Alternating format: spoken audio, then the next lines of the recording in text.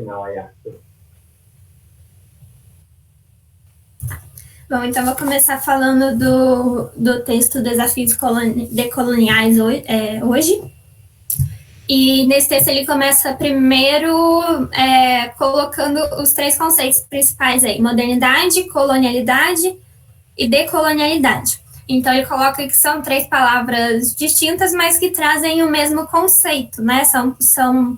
É uma tríade do complexo de relações de poder, elas que vão definir essas relações aí, e elas funcionam de forma interdependente, não dá para a gente separar tanto, né? Então, a colonialidade, ela é uma matriz padrão colonial de poder, um complexo de relações que se esconde atrás da retórica da modernidade. E a retórica da modernidade é justamente o que vai justificar a violência da colonialidade. Então, a modernidade é conceituada como o relato de salvação, progresso, felicidade, tudo isso que justifica as relações de poder e a violência, e ela tem suas bases históricas lá na Revolução Francesa, diferente da decolonialidade, que ele cita mais para frente, né? Então, a decolonialidade vai ser uma resposta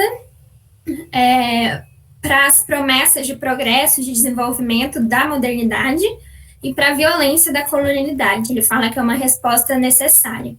Então, a gente vê que elas estão muito ligadas, né? Uma justifica a outra, uma responde à outra. E aí, a decolonialidade é também homóloga ao conceito de biopolítica que vai surgir na Europa.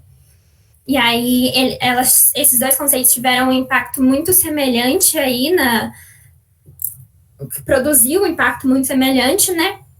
E a biopolítica na Europa surgiu para dar conta dos mecanismos de controle e das regulações estatais. Então, muito parecida com a decolonialidade no Terceiro Mundo. E aí, para falar mais da decolonialidade, ele vai citar uma conferência que ocorreu em 1955, Conferência de Bandung. Não sei se é exatamente assim que fala, qualquer coisa vocês me corrijam. Nessa conferência se reuniram 29 países da Ásia e da África. A intenção era achar um caminho, um futuro que não fosse nem capitalista e nem comunista. Eles queriam fugir desses 2 regimes. E aí a resposta, o caminho que eles encontraram foi a decolonização. E aí que surgiu, né, o conceito de decolonialidade. Essa é a base histórica dele. E o Walter Mignolo vai falar que esse caminho aí que eles escolheram não era uma terceira via. Não pode ser considerado uma terceira via ou uma terceira opção, porque é mais do que isso, né? Não está totalmente relacionado a esses 2. É uma questão de se desprender das macronarrativas que estão nesses 2 regimes aí, principalmente, e nas narrativas ocidentais. Então, não pode ser considerado uma terceira via, porque é justamente essa questão de se desprender disso tudo. E no terreno político, a Conferência de Bandung, ela não se declarava nenhum dos 2, né? Nem capitalista e nem comunista. E a grandeza dela, assim, a principal influência até hoje é justamente essa questão de se desprender. E daí também, discutindo a decolonialidade, que surgiu a consciência imigrante. Então, a consciência imigrante, ela também tem origem no Terceiro Mundo, junto com a decolonialidade, estão muito ligadas. Vai ser quando a consciência imigrante vai ser ligada assim, às rotas de dispersão do pensamento decolonial e do pensamento fronteiriço também. E vai se conectar ali surgiu principalmente na Europa Ocidental e nos Estados Unidos, onde tinha mais imigrantes, né? E aí, da consciência imigrante, surgiu também o entendimento do racismo. E ele vai colocar que o racismo o propósito, né, tem o propósito de classificar como inferiores as línguas que não sejam grego, latim e as 6 línguas europeias modernas. Então, se mantinha ali um privilégio enunciativo, um privilégio de conhecimento sistemático, e se inferiorizava essas outras línguas que não fosse nenhuma dessas dessas aqui: grego, latim e europeias. Era entendido, assim, nesse pensamento, que essas outras línguas, elas não estavam aptas ao pensamento racional, seja teológico ou secular. Então, elas eram inferiores porque elas não estavam aptas ao conhecimento, ao pensamento racional. E aí ele coloca também uma discussão para pensar essa questão do outro, né, do racismo. E desculpa, gente, que eu sumi da tela. Ele coloca uma questão para pensar o outro nesse pensamento fronteiriço, nesse pensamento, né, racial. Ele coloca assim que o outro não existe ontologicamente, porque ele é uma invenção discursiva. Quem inventou o outro, senão o mesmo, no processo de construir-se a si mesmo? É a fala que ele coloca. Então, o outro não existe, né? O mesmo que inventou. Então, é uma questão somente discursiva. E aí, no terceiro mundo, foi inventado pelas pessoas que habitam, né? Mas por homens e instituições. O terceiro mundo, ele não foi... não surgiu sozinho, ele foi inventado pelo primeiro mundo também. Então, essa questão do outro. E disso também, né, da consciência imigrante, ele vai ligando tudo isso. Então, da consciência imigrante, do entendimento de racismo, de línguas inferiores, surge a teoria da dependência. Ele coloca que a teoria da dependência foi uma resposta ao fato de que o mito do desenvolvimento e da modernização ocultava que os países do terceiro mundo não podiam desenvolver-se nem modernizar-se. Então, era esse privilégio lá das línguas que a gente comentou, né, do primeiro mundo. Então, se entendia que ao se escrever em espanhol, em português ou em inglês, os teóricos da dependência e o grupo do Novo Mundo eram sujeitos coloniais. Eles estavam, né, nesse grupo privilegiado, ou seja, sujeitos que habitam nas histórias locais, experiências das histórias coloniais. Então, essa diferença, assim, não está só na língua, porque ele coloca, assim, que o espanhol e o português da América do Sul têm a mesma gramática que o espanhol e o português da Espanha e Portugal, respectivamente.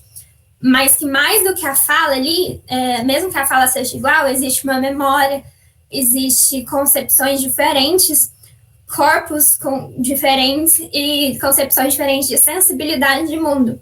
Então, não basta a mesma língua. E aí, é uma questão interessante também, que ele coloca sensibilidade de mundo ao invés de visão de mundo. Porque ele diz que o termo visão, ele é privilegiado na epistemologia ocidental. Então, já é o pensamento decolonial ali inserido, né? Não usar a questão de visão, e sim sensibilidade de mundo. E ele fala que nós que habitamos os pensamentos na fronteira, estamos no caminho em processo de desprendimento. Para nos aprender, precisamos ser epistemologicamente desobedientes. E aí, esse pensamento fronteiriço, ele coloca que é uma condição necessária para pensar a decolonialidade. É necessário pensar na fronteira também. E quando nós, ele chama de antropos, né? Quando nós, antropos, escrevemos em línguas ocidentais modernas e imperiais, nós fazemos isso na fronteira. Ele coloca os nossos corpos na fronteira. Então, essa condição é necessária para começar e para até se pensar na decolonialidade. E aí ele fala assim, o pensamento do antropos, ele não quer... é o pensamento, né? O pensamento fronteiriço é o pensamento do antropos que não quer se converter em humanista, porque humanitas, porque foi a enunciação do humanitas que o tornou antropos. Então, ele não quer se tornar igual ao processo que está na colonialidade. E esse pensamento também, ele conduz uma opção decolonial, que está convertendo uma forma de ser, de pensar, de fazer uma sociedade global.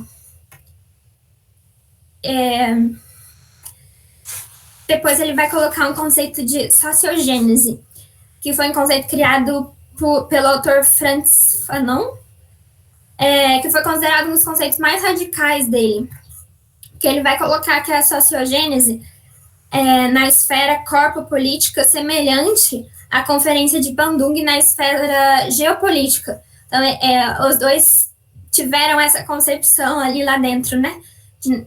Eles são um conceito híbrido, uma abertura de uma gramática da decolonialidade. Então, a sociogênese ela teve o mesmo efeito que a conferência para se pensar a decolonialidade, para se discutir a decolonialidade. E aí ele vai citar que esse conceito surgiu, Frantz Fanon teve essa concepção, assim, esse conceito, quando, no momento que, mesmo que ele toma a consciência de ser negro. Então, surge nesse mesmo momento. Ele toma essa consciência de ser negro não pela cor da pele, mas por causa do imaginário racial do mundo colonial moderno. Tornou-se negro ou homossexual ou mulher por um discurso cujas regras não pode controlar e que deixa lugar para a queixa. E aí ele coloca que aconteceu com essa autora a mesma coisa que aconteceu com a personagem do livro O Processo, de Kafka, que é Joseph, né? É o personagem, então aconteceu essa mesma coisa. Ele entende que é negro não pela cor da pele, mas por causa dessa enunciação. Outros conceitos, depois ele vai colocar de pós-colonialismo. Então, é um conceito que se liga à pós-modernidade. Do mesmo jeito que a colonialidade e a decolonialidade se ligam à modernidade.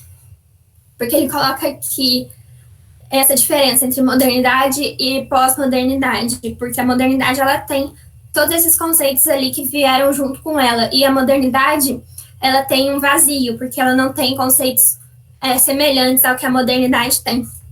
Então, que o pós-colonialismo ele surgiu para preencher aí esses vazios, né? Então, é um ponto de origem. O ponto de origem dele foi na Inglaterra e nos Estados Unidos. Então, no mundo euro-estadunidense, diferente dos conceitos que vieram da modernidade, que surgiram no terceiro mundo. No entanto, eles que elaboram o pensamento, né, que vinha do terceiro mundo.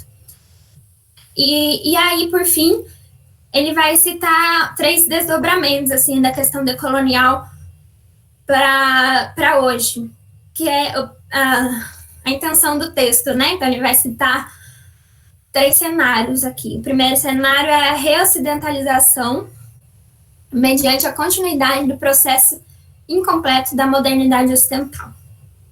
O segundo cenário é a desocidentalização dentro dos limites da modernidade ocidental.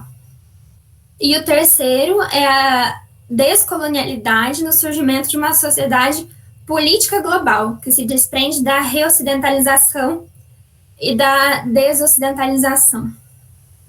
Então, a reocidentalização e a deocidentalização, elas acontecem nas esferas que são controladas pela autoridade, pela economia. A reocidentalização, ele cita um projeto do presidente Barack Obama, que busca reparar danos causados por George Bush, a liderança estadunidense ocidental. Seria um exemplo de reocidentalização. Na desocidentalização, ele cita a política das poderosas economias emergentes, então China, Indonésia, Turquia e Japão, né? Então ele coloca esses exemplos aí para definir, para explicar esses cenários que ele coloca como cenários para os desdobramentos do futuro global. Então, né, a gente conclui que daqui em diante a opção decolonial não é só uma opção de conhecimento, uma opção acadêmica. É um domínio de estudo, mas uma opção de vida, de pensar e de fazer, vai além da visão acadêmica.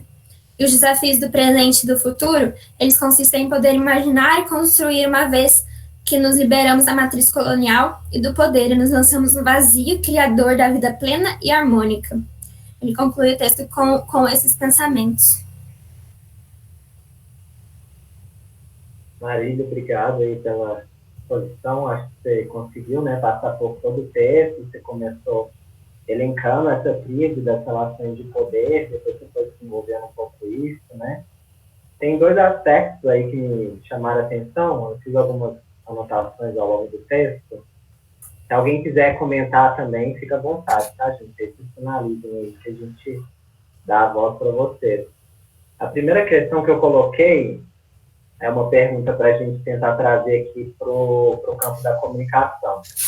Às vezes parece que esses textos são muito mais próximos aí da história, um pouco da antropologia, a gente tem que tentar colocar o pé no chão, né, Polly?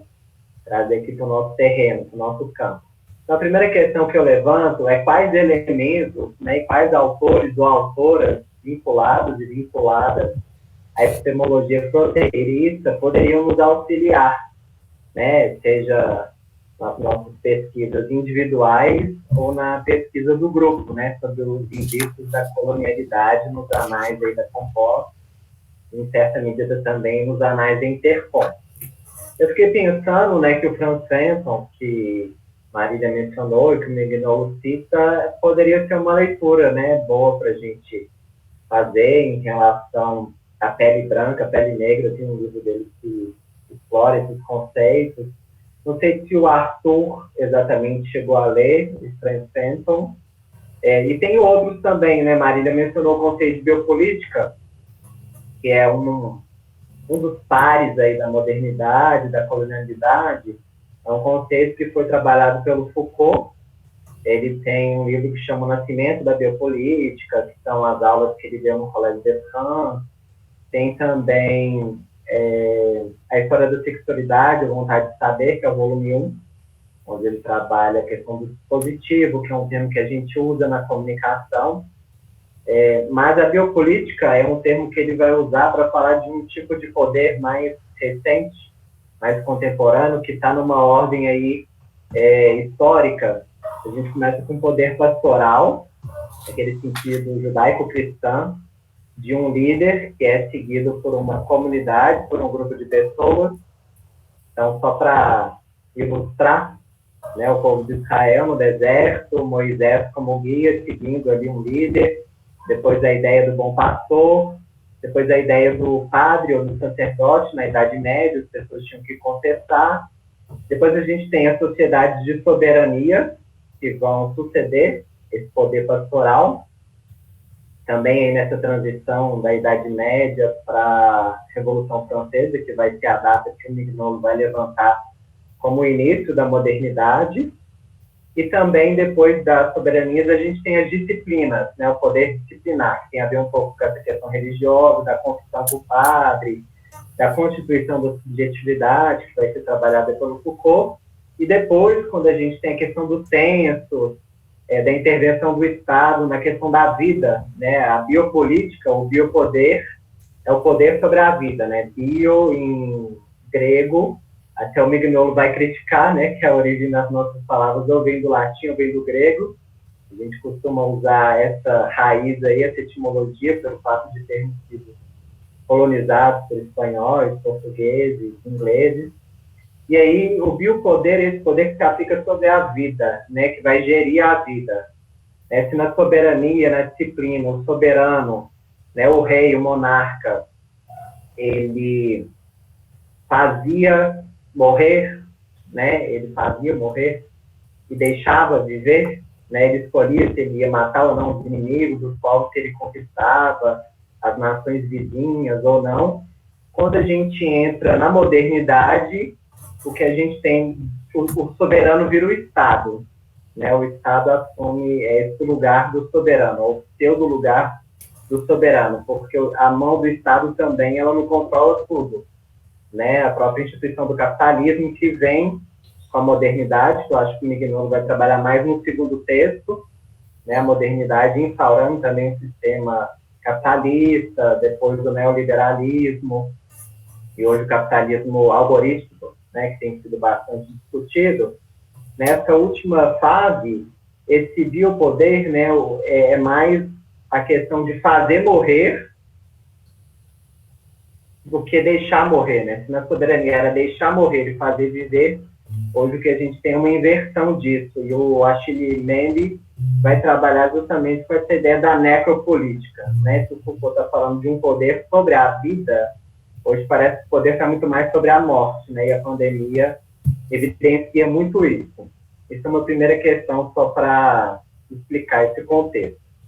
Eu acho que o Foucault, ele ajuda, mas é uma matriz, obviamente, colonizadora, né? Até, às vezes, fica assim, por que você não citou Foucault no seu texto? Fica toda aquela coisa de uma tradição, né, de um peso epistemológico colonizador, que quer que a gente cite essas referências internacionais, né, francesas, europeias, norte-americanas, no nosso caso, de comunicação e mídia. Né? Você não citou o Jenkins, você não citou o Guattari, você não citou o Deleuze, você não citou não sei quem. E como que eu acho que esses outros pensadores, essas outras autoras, elas também são válidas, e que cabe a nós, pesquisadores, torná-las visíveis, né, nos nossos textos. Então, sempre tentar dosar também, né, um artigo. Claro que você pode usar um europeu, assim, não tem problema, mas eu acho que tem que pensar na dimensão contextual também. Né? O Mignolo, nesse segundo texto, que eu vou expor daqui a pouquinho, ele começa dizendo que esse saber é sempre situado. Né? Ele tem um conceito que é a geopolítica do poder, do saber. Né? Então, tem um centro de conhecimento, Marília levantou isso quando ela vai falar dos idiomas, né? Os principais idiomas, né? O latim, o grego, aí tem o espanhol, o inglês, o italiano, o francês, que são os idiomas, digamos assim, mais oficiais da ciência. Né? A gente tem que saber inglês, quando vai fazer, qual idioma que você vai fazer para prestar a seleção de mestrado? É inglês e espanhol, no doutorado, aí coloca um francês ou um alemão, né? Sempre reivindicando que a gente vai ler esses autores clássicos no original. Então, esse é o primeiro ponto que eu levanto. O segundo ponto é em relação ao nosso corpo, né? Pensando na pesquisa coletiva, a gente está catalogando as principais referências desses textos, e eu acho que valeria a gente colocar um certo perfil, né? Quando a gente preenche a nacionalidade, quer saber quantos por cento dos autores são norte-americanos, quantos por cento são ingleses, e depois fazer remissão a essa referência aí do Mignolo das principais línguas que vão colonizar epistemologicamente os conhecimentos das nações que foram colonizadas, né? Esse é o primeiro ponto que eu acho que tem a ver com a nossa pesquisa. Depois, tem a questão do outro, que a Marília pontuou bem, falando que o outro não é uma categoria ontológica, né? O outro não existe fisicamente, digamos assim. Ele existe discursivamente, né? No enunciado. É até uma conversa, né, que eu tive com o Leandro. Ele não está aqui hoje, mas vocês sabem que ele tem a formação teológica, né? Ele é padre. E que a gente conversou um pouco na aula da Dedé, no mestrado do pensamento comunicacional, sobre a categoria do próximo, pegando a matriz judaico-cristã. Porque parece que essa noção do outro não nos ajuda muito. Né? Quando a gente vai definir comunicação, a gente sempre define como um eu. A gente pensa aí na semiótica, né, André? Discursivo, um eu e um tu. Então, tem o eu e tem o outro. O outro, você chama ele de tu, de você, de nós, de ele. Depende de ser instância singular, plural, coletiva, individual, etc. Mas parece que o termo outro é justamente isso que a Marília pontuou, assim. É uma categoria moderna e excludente, né? O outro não sou eu. Então, ele é diferente de mim. Ele é inferior, porque ele não produz ciência. Né? Os indígenas, eles não podem ser validados cientificamente, porque o saber deles não é científico. Eles não têm laboratório. O laboratório deles é a própria vida, é a própria natureza. Aí depois tem um diálogo, né, com o segundo texto, que é a colonialidade da natureza, como que a natureza também é uma categoria moderna, criada durante a modernidade, né? O próprio Mignolo vai citar o novo organo do Francis Bacon, que é um filósofo europeu, que vai desenvolver o conceito de natureza para justificar também o conceito de cultura, que vai nos diferenciar dos animais ou dos indígenas. Né? Vocês devem ter percebido no segundo texto que ele vai evocar o mito da Pachamama, que é como se fosse a ideia de Gaia. Né? Vocês lembram do Capitão Planeta, da Gaia? Da mãe natureza, né? Então, essa figura mitológica, no caso dos andinos, uma figura folclórica, né? A Pachamama é a natureza. A natureza não é externa a nós, né? Nós não estamos aqui na nossa civilização, as nossas cidades urbanizadas, industrializadas, com prédios, cimento, eletricidade, cabos, fibra óptica, etc. E lá está a natureza, né? Só lá nas florestas, né? Como se fosse uma outra esfera, um outro terreno exterior a nós, né? Para os indígenas, para os andinos, para os africanos, a natureza é eles também. Fica esquisito falar isso, né? Mas a natureza é eles e eles são natureza. É uma coisa só. Então, por exemplo, pensando aí nesse pensamento proteírico, talvez você recorrer um pouco à antropologia, né? O Viveiro de Castro, o Paulo conhece um pouquinho, o André, talvez Arthur também, trabalha com essa ideia do pensamento multinaturalista, né? Como se a gente tivesse várias naturezas e uma cultura só.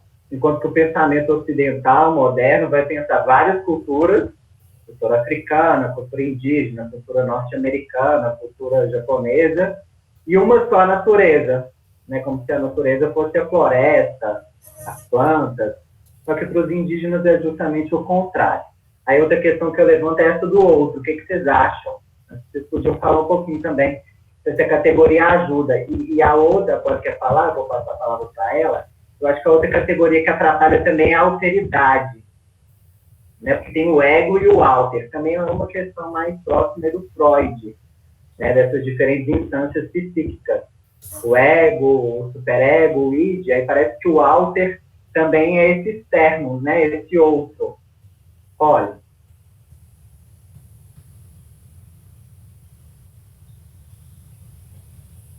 Seu microfone está desligado, tá vendo?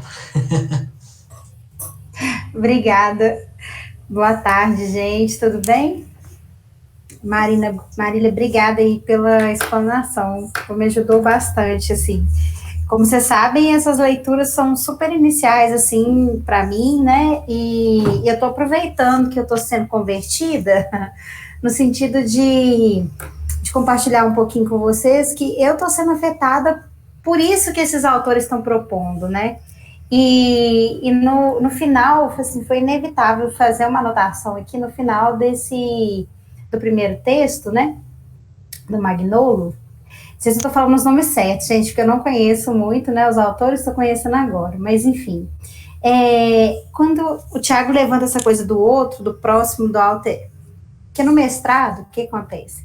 Quando eu li aquele texto do Lacan, né? O Grande Outro, eu falei, puxa, isso aqui resolve muito a minha conversa, de pensar a subjetividade nas redes sociais, né, isso lá naquela conversa de antes. Então, quando você traz essa coisa da categoria do próximo, que você discutiu, Thiago, lá na aula, e essa coisa do alter, eu queria juntar isso, que eu estou começando a elaborar agora, com uma provocação que ele faz aqui no final do texto, que ele fala assim, daqui para frente, a opção descolonial, ela não é só uma opção de conhecimento, uma opção acadêmica. Ela é mais uma opção de vida, de pensar e de fazer. E de conviver, viver e conviver com quem acha que a opção decolonial é a sua. E com quem tem encontrado opções paralelas e complementares. Eu fiquei pensando assim, escrevi aqui, né? Quem está encontrando essas opções, assim? Porque pela vivência que eu estou tendo agora, assim, dessas leituras, aí vocês me atualizam sobre isso. Me parece uma leitura que alguns autores que eu conheço aqui no Brasil têm, pelo menos, aqui no Brasil. Estou falando como pesquisadores. Então, por exemplo, tem um autor que eu gosto muito, um pesquisador e professor, que é aquele cara, Thiago, da Gambiarra e Mediação, da UFMA, José Messias. O José Messias, ele já está falando dessa leitura de games, né, de mediação algorítmica, a partir da... Tem o Tarcísio também, Silvia, né, que fala do racismo e plataformas algorítmicas, e aí fiquei pensando, pô, essa galera já estava andando com isso já há um tempo, né?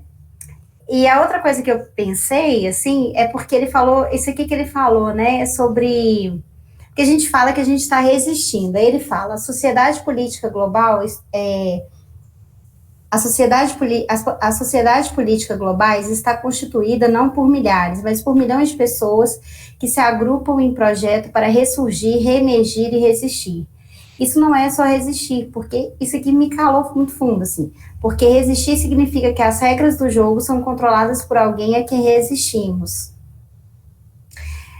Eu queria só comentar o ponto 1 que você trouxe, Thiago. Você falou assim, não é não citar o Foucault quando a gente for escrever, não é não trabalhar com esses autores, mas tentar encontrar um ponto em comum. Só que, para encontrar esse ponto em comum, você precisa traçar o caminho dessas leituras. Então, eu fiquei pensando que é muito desafiador, porque a gente é um movimento de resistir, porque isso está posto na vida acadêmica. A gente lida com essas referências. Adorei o exemplo que você deu, assim. Eu fiquei pensando, como que eu posso exemplificar isso? Aí você falou, pô, você vai fazer a prova para o PPG-Com, para o doutorado, você tem que ter lá o inglês, o alemão ou o francês, né? Na época, eu fiz espanhol, mas nem tinha essa noção, assim, né, de como que se poderia abrir para essas leituras. E aí ele fala que os desafios do presente do jogo são controlados... Não, desafios do presente do futuro consistem em poder imaginar e construir, uma vez que nos liberamos da matriz colonial do poder e nos lançamos ao vazio criador da vida plena e harmônica. Eu falei, poxa, que bom que ele já está vendo a coisa assim, porque... Para mim, né, que acabei de voltar a um referencial, que eu estou querendo dizer, na minha tese eu trabalhei com antropologia, né, com um autor que é super clássico, que eu não conhecia, que é o Malinowski. E o Malinowski fala com a gente, esse movimento de adentrar, né, é meio laturiano também, né, Thiago, assim, de adentrar no objeto, de deixar o objeto falar, de deixar, né, com o objeto que você está pesquisando conversar com você e te trazer elementos. Não é você que está falando do objeto, não é você que vai ensinar ele, é ele que está te modificando no processo de pesquisa, né? E aí, bom, meu comentário vai no ponto 1 que você colocou, Thiago, do desafio de colocar isso nas nossas pesquisas e de como que isso afeta a nossa concepção de comunicação, sabe, assim. Não sei se o que eu estou falando está muito viajado, mas eu queria dizer assim, que o que esse autor fala aqui no final me parece um super desafio, ainda que a gente está no caminho, mas ainda está longe para mim como pesquisadora, sabe? Porque minha concepção de comunicação ainda está super afetada por essas referências, né? E quando a gente vai dar aula de teorias da comunicação, como a gente falou naquela primeira reunião, a gente vai nas referências, na última também acho que a gente falou, né? A gente vai nessas referências consolidadas, né, estadunidenses, né, francesas e tal. Eu queria só dividir essa angústia e situar essa última parte do texto, porque eu fiquei esperando se teria uma... Enfim. E essa coisa da categoria que você falou do outro, do próximo, do alter, eu não tinha pensado sobre isso, Thiago. E aí eu queria que você só explicasse um pouco como é que dentro dessa perspectiva dele, né, o próximo parece uma categoria melhor. Isso não ficou... Não chega a dizer do próximo, não, né? Ele vai questionar... Você que conversou isso. Que a Marília colocou. Sim. E lembrando assim, que o Dedé temos trabalhado a etimologia da palavra comunicação. Sim. E a comunicação aparece no contexto moderno, né? Na verdade, assim, lá no século XIV, no contexto medieval, católico e tal. Acho que Marília conhece um pouquinho, né? Que vocês trabalharam o nosso na graduação também. A gente tem trabalhado no mestrado. Mas o termo comunicação, Polly, o Yves Van Can, né? Que a gente conhece na França, ele tem um texto que ele vai falar que essa palavra foi colonizada pela modernidade, né? O sentido transmissivo, informacional e técnico vai sobrepor os sentidos latinos de interação, diálogo, partilha. Legal. mágico, comunicação com a natureza, comunicação com os não humanos, floresta, né? Essa indígena também que faz parte disso, mas que isso é sufocado pelo sentido que é dado, sobretudo, nos Estados Unidos. Né? O communication, em inglês, que vai ser difundido em todo o mundo, é atrelado com os meios de comunicação de massa, né? A propaganda, os anúncios, campanhas publicitárias, que eram que os primeiros, aí, gente, vale uma nota de rodapé, né? Os primeiros teóricos da comunicação narrados hegemonicamente. Isso. Né? O que a gente aprende é a escola de Chicago, depois teoria dos meios de comunicação de massa, opinião pública, depois a gente vai lá para a cibernética, escola de Frankfurt, ver lá. Mas aqui na América Latina, né, já tinha outros pensamentos, né? Até nessa conferência, Poli, que eu participei, quarta e quinta, a Risa, lá do Nordeste, ela apresentou sobre o Luiz Beltrão. A gente só conhece o Luiz Beltrão pelo prêmio Luiz Beltrão, né? Que aparece toda hora. É o Luiz Beltrão. Só que ele foi o primeiro a obter um doutorado em comunicação no Brasil. Ele foi o primeiro o quê? Ele foi a primeira pessoa, o primeiro, eu não sei exatamente se ele é brasileiro. Ele veio para o Brasil. Mas ele foi a primeira pessoa no Brasil a obter um doutorado em comunicação. Então, ele já tinha trabalho lá nos anos 60 sobre isso, só que a gente fica aprendendo as correntes hegemônicas, né? Os pais e tal. E por isso que a palavra comunicação adquire esse sentido que a gente vê muito nas habilitações, né? Publicidade, propaganda pública, cinema, etc., que é o sentido de troca informacional, quando na verdade a comunicação é muito mais do que isso. Né? O diálogo, a partilha, o feedback, a interpretação. Tem grau de intencionalidade, tem graus de irracionalidade, de controvérsia, de dissenso, de discussão, de discórdia, de não entendimento, de silêncio. Porque aí, muitas vezes, essa matriz hegemônica fica resistindo e persistindo, né?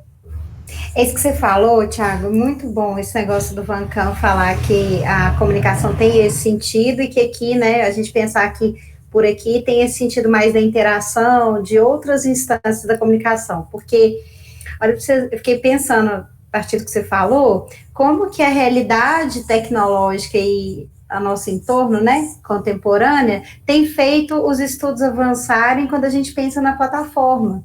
Porque quando a gente estuda os fenômenos que emergem das redes sociais, a gente acaba tendo que pegar essas interações e ver que isso ver processos comunicacionais a partir disso, né? Isso que eu estou querendo dizer. Isso acaba atualizando a concepção ocidental de comunicação, reconhecendo que a interação, pelo menos nesse lugar que a gente fica mais confortável, né? Das plataformas, de dizer que essas interações são comunicação, né? E eu também escrevi aqui uma coisa assim, de como que essa concepção de cultura, ou de cultura certa, ou da cultura nobre, também afeta a nossa concepção de comunicação, né? Porque, estou dizendo assim, lá da indústria cultural, né, que a gente aprendeu assim, ó, música boa é música clássica. Músicas, né, assim, isso é arte, isso não é arte. E por quê? Porque já na primeira reunião, que eu adorei, que eu fiquei muito encantada, assim, como que os saberes são ordenados, né? Como que um saber é melhor que o outro. Então, por exemplo, lá na UFMG, a gente tem os cursos de extensão e as ações de extensão, olha que legal, né? Como que os cursos de extensão, por exemplo, chamam dos saberes tradicionais, né, ou a ascensão dos saberes tradicionais dentro das pesquisas da gente, né, então, assim, é só para comentar isso, porque, e aí os outros, gente, o restante aí comenta se eu tô muito doida, se eu tô muito... Mas como eu tô perdendo a vergonha de voltar ao básico para avançar, sabe? Que a gente deixa muito clareado, né? O que vocês pensam aí sobre isso, gente? Não me deixa falando sozinha.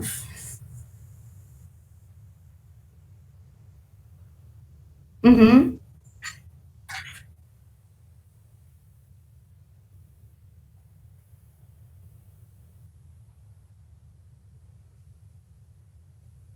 Uhum.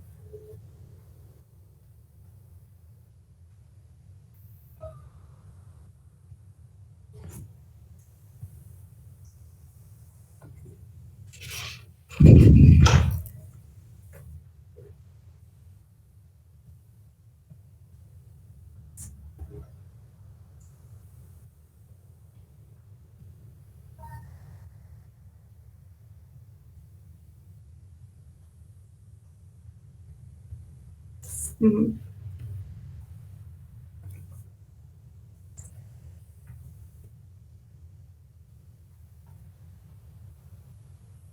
Uhum.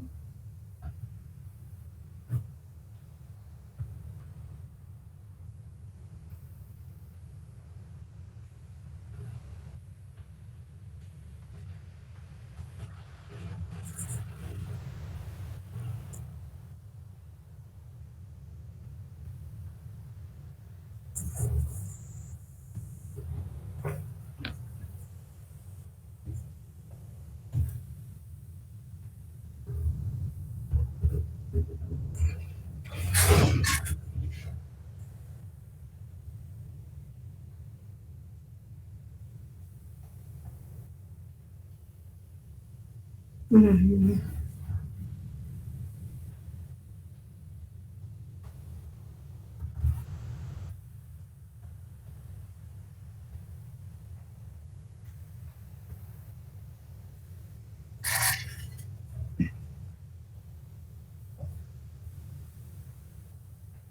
Uhum. Uhum.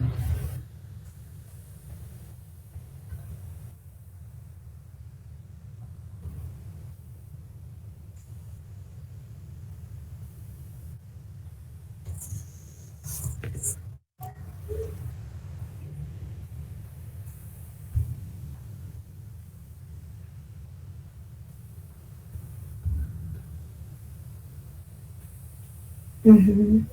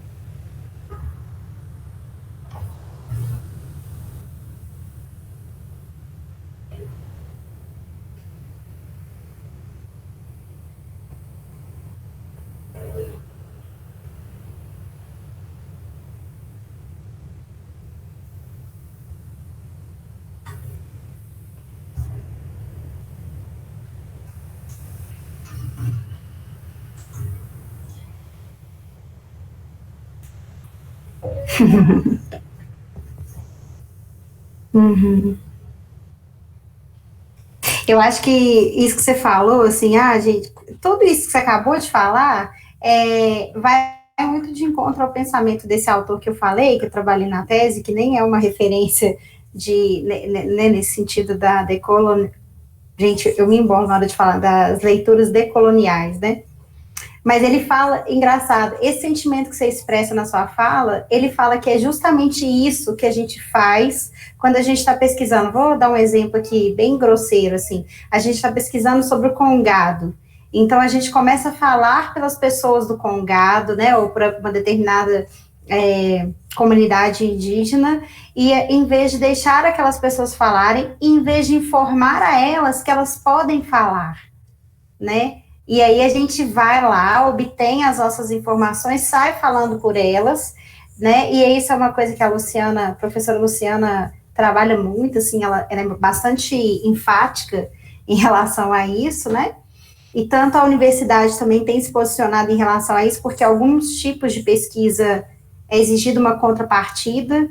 Eu não sei se o Tiago vai se lembrar dela, Janine Braga, Tiago, que trabalhou, né, que fez uma pesquisa intensa com as mulheres paraenses, e ela teve que, teve não, né, ela trabalhou muito com essas mulheres, não sei se foi violência doméstica, uma coisa assim, e assim, era uma manifestação cultural, e a universidade exigiu, assim, que elas pudessem, não só, acho que não sei se foi participar da banca, ou ter um pedaço da tese que era elas falando, elas conceituando, elas situando sobre aquilo ali.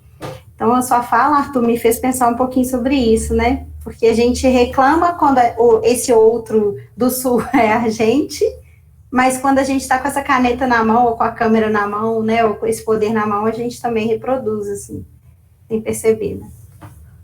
O que mais, gente? André? E aí, vamos avançar. Eu queria fazer um comentário assim, do que a Poliana acabou de falar, dessa questão da gente, às vezes, a gente reproduz, né, essa situação. E aí vem até numa coisa que a gente, dos textos que eu e o Arthur apresentamos há 2 reuniões atrás, que é justamente a origem histórica da construção da nossa sociedade. Porque desde o início a gente não tem uma construção própria da nossa estruturação, dos nossos pilares da sociedade. A gente pegou o modelo que foi imposto por quem nos colonizou e a gente montou alguma coisa em volta ali, mas só que as estruturas de relação de poder permaneceram. Outras pessoas assumiram a classe dominante e outros grupos ficaram na classe dominada, né? E aí a gente como a gente não teve a nossa própria construção dos nossos próprios pilares, a gente como eu posso se apropriou desses pilares que vieram de de um contexto completamente diferente, a gente acaba replicando isso sem intenção, né? Mas é uma coisa que a gente realmente não para pensar. Mas eu acho que quando a gente propõe estudos decoloniais, a gente tenta desconstruir isso. E é isso que é justamente o que você falou, voltar lá na base, no básico, porque é lá que a gente tem que começar a desconstruir tudo que é tão complicado, né, tão complexo. E talvez em versões mais amadurecidas do nosso texto, quando a gente incorporar isso, a gente vai colocar uma notinha, tipo, assim, falando aqui pra gente. Eu sei que o Foucault fala isso lá na História da Sexualidade, né, mas o autor tal lá do Brasil, o André Viana, ele fala de outra forma aqui, quando ele fala da Amazônia, né, então, assim, aí vai subir o nível, né, isso é que é incrível nessa...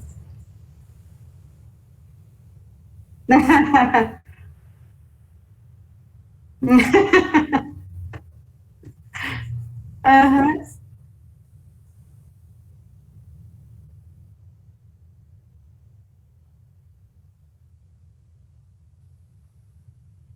Uhum.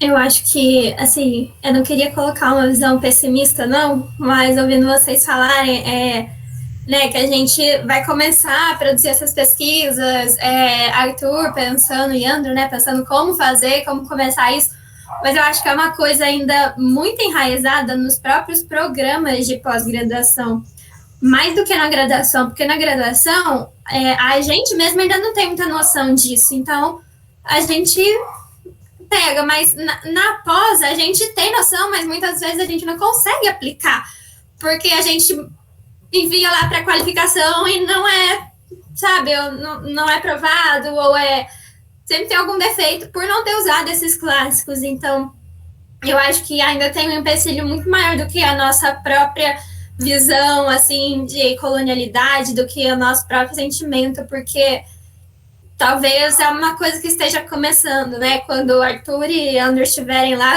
coordenando o programa de pós-graduação, aí vai ter, mas por enquanto eu acho que é uma coisa muito difícil por conta disso, né?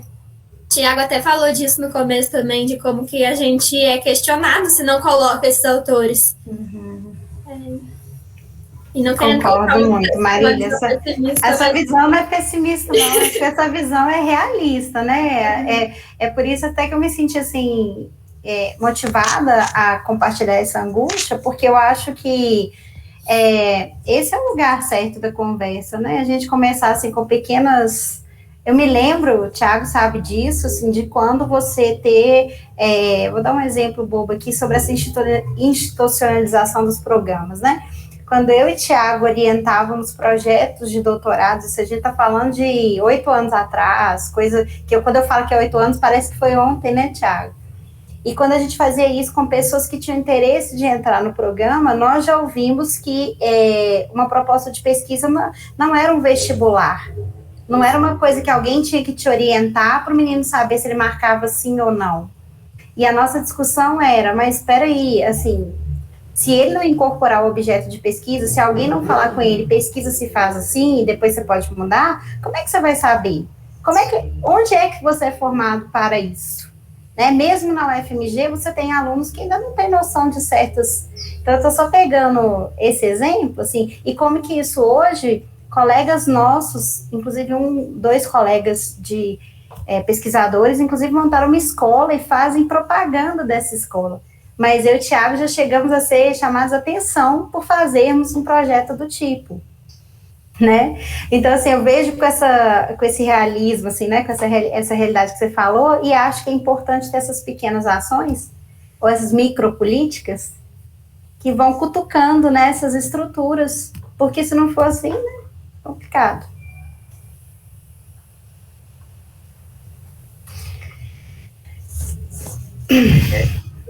Eu tenho mais umas questões que eu pensei aqui de levantar também. Se alguém quiser, só abrir o microfone. Eu acho que, só para finalizar o assunto, foi uma coisa que até eu escrevi na minha carta de interesse para a vaga de bolsista, né? Porque eu sou da graduação, tô no meu 6º período de RP, e tô nessa jornada aí de graduação ainda. E foi uma coisa que eu percebi, tipo, desde o primeiro período da faculdade, que existe uma padronização, uma burocratização das atividades, dos estudos, a gente sempre estuda as mesmas pessoas, todos os períodos, não tem nunca trazendo uma perspectiva nova sobre um assunto, não tem problema trabalhar com clássico, mas é interessante trabalhar com o que está vindo de novo, sabe? As teorias mais recentes, e a gente não sabe nem quais são essas teorias, eu como graduado não sei, eu não consigo saber, porque não é uma coisa que é exposto para a gente na graduação. E é até triste saber que não é incentivado na pós, sabe? Tipo assim, nos mestrados. Porque, teoricamente, se você está fazendo uma pesquisa, você quer buscar alguma coisa nova, mas acaba virando uma coisa burocratizada, que sempre tem que seguir um padrão, sempre tem que ter as mesmas pessoas, e não tem para onde você ir, não tem como você sair desse ciclo vicioso. Agora, pela pouca experiência que eu ainda tenho, assim, por exemplo, os nossos objetos de pesquisa, mesmo o objeto de pesquisa do Thiago no mestrado, por exemplo, ou que eu trabalhei, né, tinha muito a ver com um certo hype tecnológico, isso era meio mal visto na comunicação, sabe? Como se você estivesse fazendo uma pesquisa tecnocentrada, sem crítica.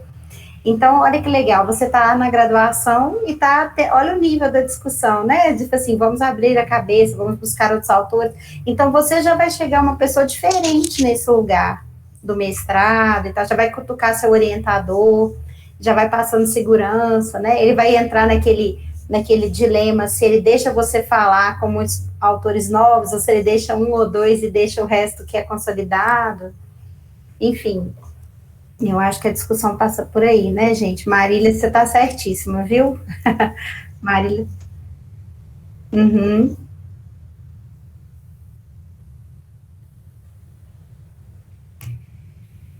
Uhum.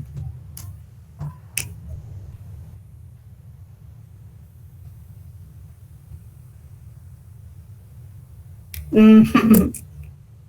Sim.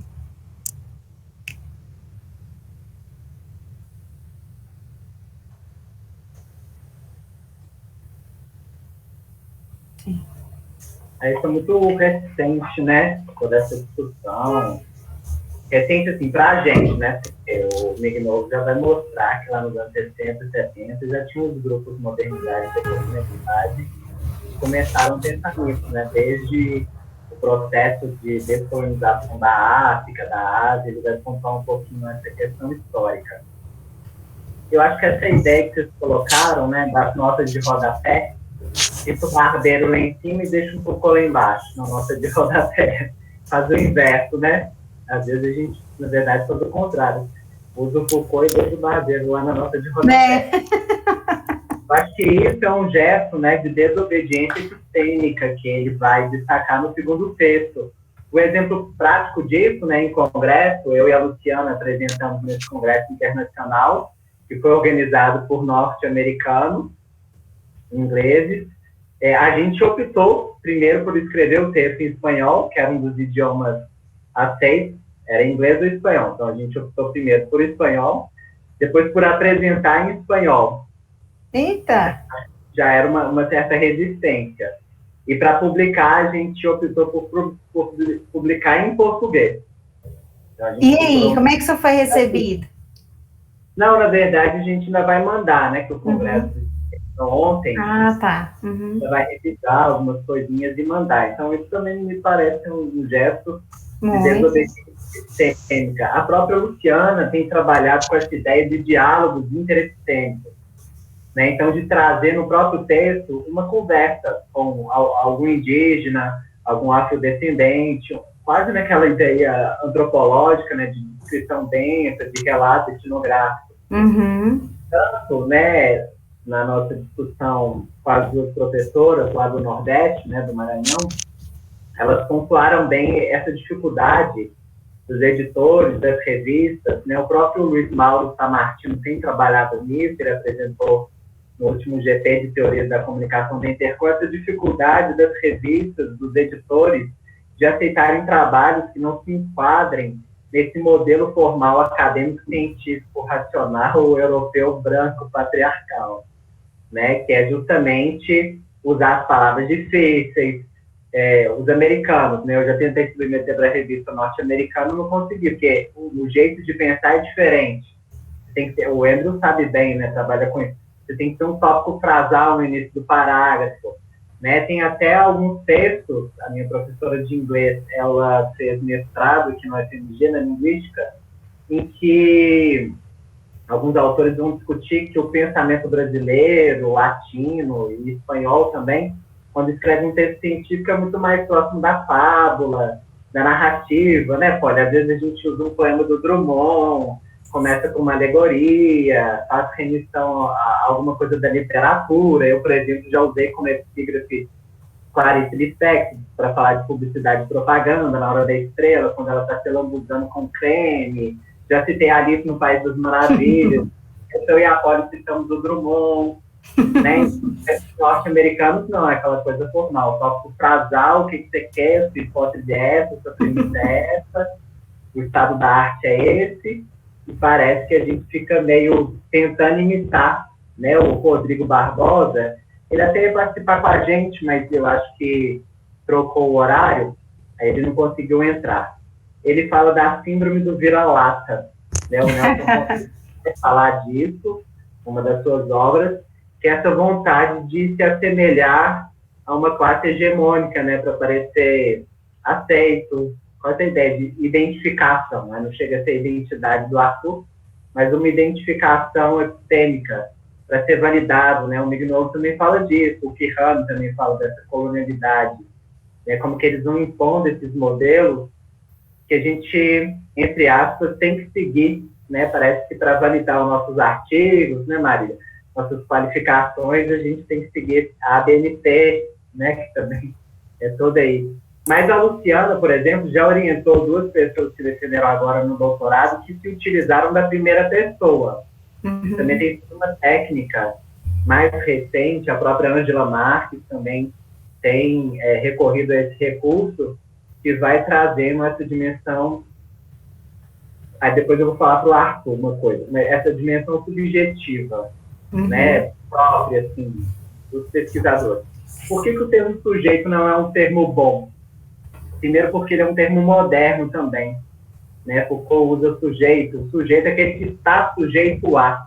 Mas já tem uma dimensão colonial, hierárquica. Aí, né? Sujeito é aquele que está sujeito a alguma coisa.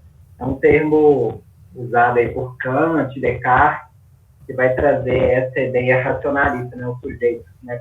O cogito ergo sum, né? Penso, logo existo, né? Que é a máxima descartiana, iluminista, que se perpetua aí com Kant, Hegel e outros filósofos aí que vão... A gente vai meio que ficando no piloto automático, né? Vai reproduzindo isso. As palavras, esses binarismos, né? Natureza, cultura, sociedade, tecnologia, humano, não humano, homem, mulher, preto, negro, branco. Todas essas categorias modernas são categorias hegemônicas que a gente vai reproduzindo. É legal você ter falado desse negócio do sujeito, porque eu parei para pensar que agora eu usava como um agente. Eu me via agora que você falou assim, não, o sujeito não é um termo bom, eu me via falando, mas ele é sujeito da narrativa, ele é como se ele fosse o agente, o construtor. Eu nunca tinha pensado nessa coisa dele estar sujeito a, né? Bom. A Marília queria comentar? Não, só quando você falou da questão da síndrome do vira-lata, né, dos termos, é uma questão que me lembra muito o mercado. Eu acho que academia e mercado andam juntos, né? Tem essa questão hierárquica aqui e a hierárquica de alguns de querer, né, separar, mas eu acho que eles andam juntos. E tem uma coisa no mercado que particularmente me incomoda bastante e que eu acho que está, assim, cada vez em expansão, talvez, seja esse o termo, que são os estrangeirismos, né? De usar, vamos fazer um break. Pô, por que não pode ser vamos fazer um intervalo, sabe? Qual que é? Eu acho que, assim, quando a gente assim, quando a gente dizia, já surgiu um outro, que era uma palavra em português que a gente usava, e quando vê ela já tá embaixo, assim, a gente tem que usar um novo termo em inglês, americano. E para pensar, assim, o que ele fala, né, que a decolonialidade está muito além da academia, muito além do conhecimento, que vai no fazer, né? Sim. E para termos, assim, alguns termos até dá para a gente entender que é mais fácil usar o inglês, porque no português seria uma palavra muito maior, né? Mas alguns não faz o menor sentido, assim, na minha visão. Call, break, nem sei, tem tantos, gente. Eu fico pensando, por exemplo, isso é convencionado mesmo, né? Eu dei 2 aulas aí falando de branding. E se eu não falar branding, a galera não vai entender. Você vai ser errada, né? Eu que vou ser errada, exatamente, né? Design thinking, né? Que é o livrinho aqui. Sim. Né? O cara tá falando o quê? De construir, né? No design. Mas se eu não falar desse jeito, né? Você tá certíssima. O Muniz Sodré, no Instagram, ele faz tipo umas pílulas assim de vídeo, não sei se vocês já viram. Aí ele fala que o limite da linguagem é o mesmo limite que o da cultura, logicamente. E ele usa o termo delivery para falar que estamos entregando demais. E realmente, né, estamos entregando até isso, né, até parte dos nossos códigos, da nossa linguagem. Eu estou numa posição muito confortável aqui, que é ótimo ver todo mundo discutindo, e eu tô novo, assim, realmente é um turbilhão de coisas, eu trabalho, Thiago sabe, né, eu trabalho lá nos estudos de linguagem, com Bakhtin e semiótica discursiva, então é dificílimo falar de qualquer teoria decolonial. No meu tratamento metodológico e no meu referencial teórico, no que diz respeito a esse atravessamento, como eu posso tratar a construção da empiria, dessa historiografia, né? Que eu acho isso muito importante na hora de construir o projeto. Tive um cuidado muito grande assim, de escolher as referências, mas aí a gente para no rigor científico, no que diz respeito ao qualis, né, a qualidade, o que se diz, a sua banca de qualificação vai falar, ué, mas que referência é essa que você está usando, né? Então a gente, na hora, e principalmente na historiografia, tá, gente? Porque em história é dificílimo você trabalhar, assim, é muito difícil. Você tem que ter um tato gigantesco, assim, com qualquer tratamento de construção histórica. Mas eu queria falar, o Thiago falou aí dessa... eu sempre, como eu trabalho na linguística, mas sempre tendo aquela coisa ensaística, literária, assim, de passar por ali, é uma coisa que eu gosto no trabalho, e quando eu falo da epígrafe, dessa coisa que você traz, né, realmente, aspectos marginais para falar de coisas, para chegar no centro da discussão. E eu estava lembrando de uma discussão, de uma aula do Eduardo Jesus, lá no FMG, eu fiz uma disciplina com ele, e a gente estava falando daquele texto, O Corpo Utópico e as Heterotopias, um texto ótimo do Foucault, maravilhoso, eu amo esse texto, mas a gente se depara, aí falando, já entrando um pouco mais na discussão, que o que é heterotopia, se não o não lugar, né? É o não lugar, né? Então, é o reflexo, o turvo, né? E ele fala do navio. Primeiro ele cita vários exemplos, né? Um deles é uma sala que você entra em uma casa, mas que você não tem acesso ao ambiente que as pessoas vivem nessa casa. E outro exemplo que ele diz que seria o exemplo mais fiel à heterotopia seria o navio. Para ele, o navio é uma heterotopia. Mas será que ele pensa de que ponto de vista essa heterotopia? Porque o navio negreiro, o que é o navio negreiro? É uma heterotopia? Porque a heterotopia para o Foucault é algo eufórico, não é? Né? Então, quando a gente começa a pensar no navio negreiro, a gente pega o poema do Castro Alves lá e divide em duas partes e fala assim, né? Como que é o começo do poema? E como que é a segunda parte do poema, né?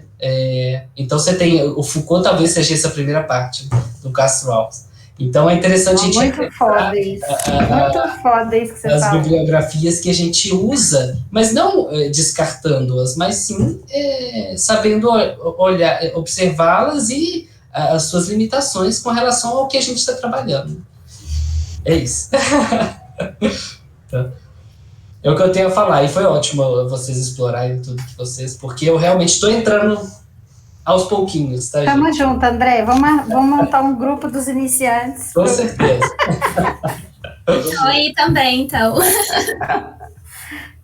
achei muito foda isso que você falou, porque, assim, a gente é viver aquilo que a gente fala com as pessoas, né, assim, primeiro você tem que, o próprio Muniz Sodré fala isso, primeiro você aterra, arruma o terreno, né, ele sempre falou disso, assim, você arruma o terreno para que haja o comum, e depois você começa a extrapolar, assim, era impensável para mim, há um tempo atrás, questionar certos lugares de fala do Foucault, mas ele é um organismo vivo, né, e se você pensar nisso aí que você está falando, pô, isso é muito foda, não é jogando o trabalho do cara no chão, mas é ciência, o pensamento vai se, né, assim, vai se atualizando, vai se modificando, ele tem uma contribuição enorme e inegável, mas não é a última verdade, né?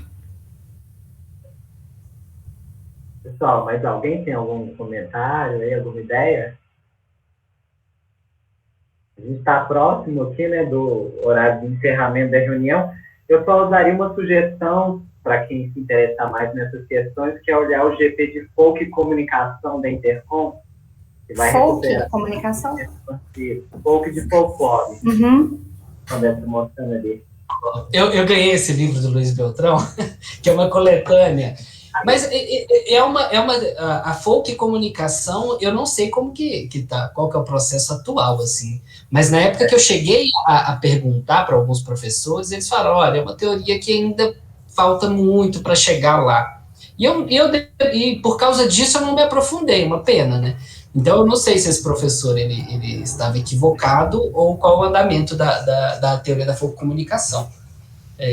Mas aí eu ganhei essa coleção que eu li algumas partes, poucas partes, e vou até dar uma... Foi no Intercom que eu ganhei num sorteio, que parece que são várias coletâneas, assim. Eu nunca ganho sorteio, gente. Ah, não, Marília, nós vamos começar a andar junto. Ai. Pessoal, obrigado aí pela presença, disponibilidade de vocês. Acho que foi uma boa discussão. Eu vou passar para a Dedé, né? Acho que Arthur conseguiu gravar. Deu tudo certo, Arthur? A nossa próxima reunião é quando, Thiago? É porque eu não tô com... Deixa eu abrir aqui. É só porque... Semanas, Polly. É porque eu posso apresentar o próximo texto, se quiser. É isso que eu ia sugerir. Se você puder. Deixa eu ver aqui. Arthur, deu tudo certo? Pode ir.